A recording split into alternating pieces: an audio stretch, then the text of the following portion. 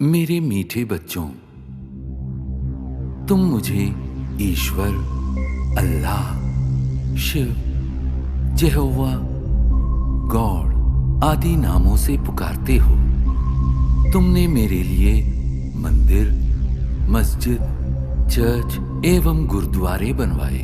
तुमने वेद शास्त्र और कई प्रकार की धर्म पुस्तकें लिखी। मेरे पास पहुंचने के लिए तुमने पूजा, अर्चना, तप आदि किए। तुमने मेरे नाम पर अनेक युद्ध किए और मेरे लिए कई त्याग व बलिदान दिए। लेकिन दुर्भाग्यवश न तो मुझे कोई भी प्राप्त कर सका और न ही मेरे पास पहुंच पाया। वास्तव में मुझे जानने से पहले तुम्हें ये जानना और महसूस करना है कि तुम स्वयं कौन हो। तुमने अज्ञानतावश स्वयं को भौतिक शरीर मान लिया है। इसलिए तुम जाति, धर्म, रंग, भाषा व राष्ट्रीयता के नाम पर भेदभाव करते हो। स्थूल नेत्रों से दिखाई देने वाला तुम ये नश्वर शरीर नहीं हो। तुम तो अविनाशी आत्मा हो जो भ्रिकुटी के मध्य में स्थित होकर इस शरीर को नियंत्रित करती हो। अतः स्वयं को शरीर द्वारा कर्म करने वाली आत्मा अनुभव करो।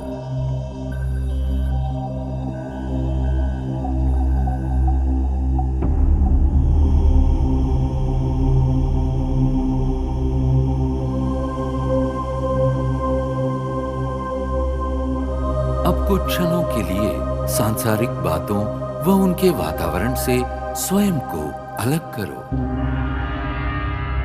इस देह को भूल अपने आप को भ्रिकुटी के मध्य में चमकता चैतन्य सितारा अनुभव करो। वास्तव में तुम यही हो, अति सूक्ष्म ज्योतिर्बिंदु आत्मा। अब क्रमशः तुम्हारी यात्रा आरंभ होती है। इस भौतिक दुनिया और देह से ऊपर उठकर नीले गगन की ओर।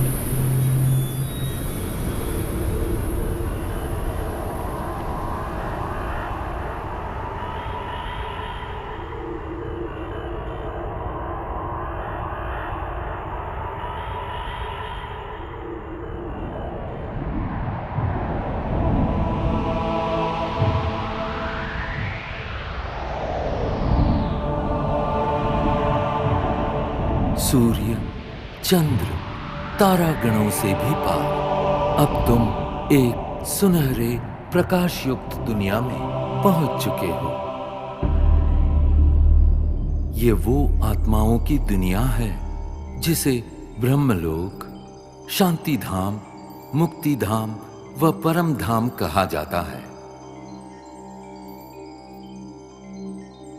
ये मधुर, शांतिपूर्ण दुनिया तुम आत्माओं का और मेरा भी मूल निवास स्थान है। मैं तुम आत्माओं का पिता, परम पिता परमात्मा शिव हूं। तुम आत्माओं की तरह मैं भी अति सूक्ष्म हूं। ज्योतिर्बिंदु होते हुए भी ज्ञान गुणों में सिंधु के समान हूं। मैं सर्वशक्तिमान जन्म मृत्यु के चक्र से परे होने के कारण सदा पावन हूं। तुम सब आत्माएं मेरी प्रिय संतान हो। प्रारंभ में तुम आत्माएं भी मेरे साथ परम धाम में ही निवास करती थी। बाद में तुम जन्म और कर्म का अविनाशी अभिनय करते सृष्टि नाटक मंच पर अवतरित होते हो।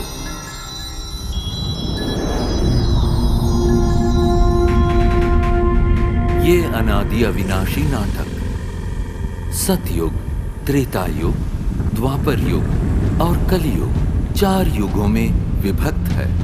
प्रत्येक युग की अवधि समान रूप से 1250 वर्ष है और इस कारण पूरे कल्प की आयु 5000 वर्ष है।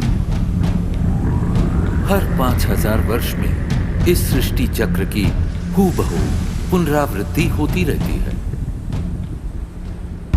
कल्प के आरंभिक काल में सभी प्राणी और प्रकृति के 5 तत्व पावन थे। उस समय संसार सुख, शांति और आनंद से परिपूर्ण था।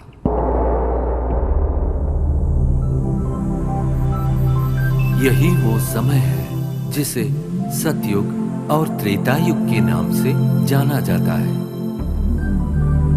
जहां तुम देवी देवता के रूप में रहते थे।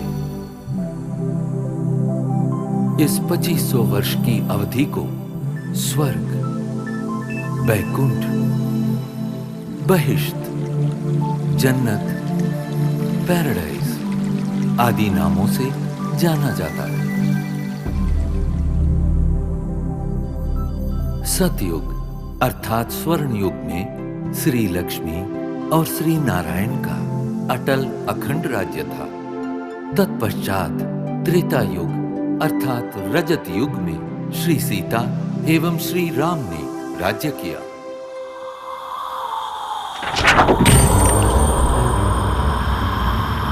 द्वापर युग में देहभान के कारण तुम विकारों में प्रविष्ट हो गए और इस कारण अपनी शक्तियां खोने लगे।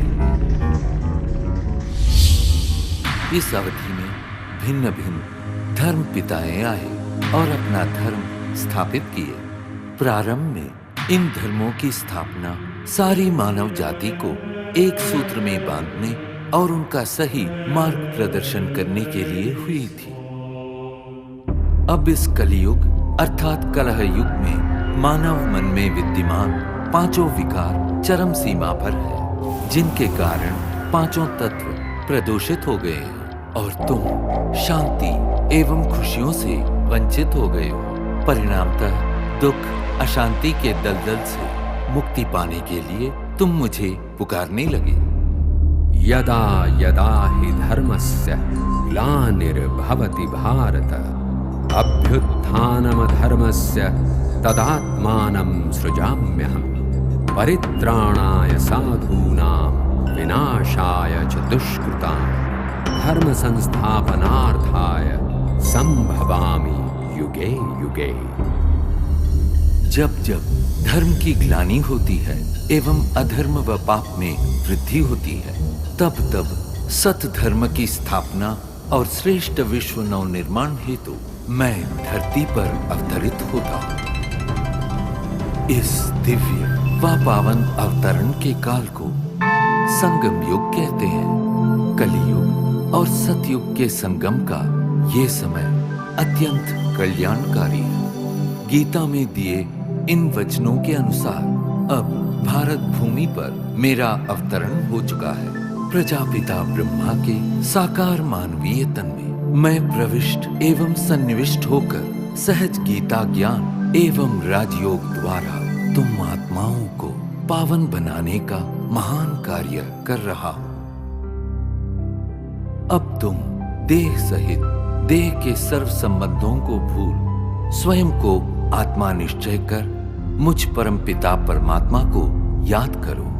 यही राजयोग है जिसके द्वारा तुम्हारे जन्म जन्मांतर के विकर्म दग्ध होंगे और तुम सर्वगुणों एवं सर्वशक्तियों से संपन्न हो जाओगे। याद रखो, प्रकृति के पांचों तत्व भी तुम्हारे इसी संपन्नता की प्रतीक्षा कर रहे हैं। मेरे प्यारे बच्चों, मैं वही हूं जिसे तुम अनेक वर्षों से खोज रहे हो।